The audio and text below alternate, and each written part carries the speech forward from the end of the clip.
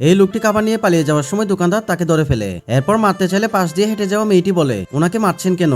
তখন লোকটি বলে, সে আমার দোকান থেকে খাবার চুরি করে পালিয়ে যাচ্ছে। এরপর মেয়েটি তার পকেট থেকে কিছু টাকা বের করে দোকানদারকে দিয়ে চলে যায়। এর পরের দিন মেয়েটি দেখে ছেলেটি ক্ষুধার জ্বালা রাস্তার পাশে বসে আছে। তখন মেয়েটি লোকটির জন্য কিছু খাবার নিয়ে আসে। এরপর তারা দুজন মিলে খাবারগুলো বাঁকাবাকি করে খেয়ে নেয়। এভাবে কিছুদিন চলতে থাকে। একদিন লোকটি মেয়েটিকে তার গলার একটি লকেট খুলে দিয়ে বলে, তুমি আমার জন্য অনেক কিছু করেছো, কিন্তু তোমাকে দেওয়ার মতো আমার তেমন কিছু নেই। এই লকেটটি রাখো, যাতে আমি পরবর্তীতে তোমাকে খুঁজে পাই। 3 বছর পরে এই ভদ্রমহিলাটি ময়লা ফেলার জন্য ডাস্টবিন আসলে তখন থেকে মেয়েটির গলায় একটি লকেট। এরপর সে ভাবতে থাকে, এইরকম লকেট আমাদের স্যারের কাছে একটি আছে, তাহলে কি আমরা 3 বছর ধরে যাকে খুঁজতেছি উনি সেই মেয়ে? এরপর ভদ্রলোকটির অ্যাসিস্ট্যান্ট দৌড়ে গিয়ে বলে, স্যার আপনি যাকে খুঁজতেছেন তাকে আমরা পেয়ে গিয়েছি।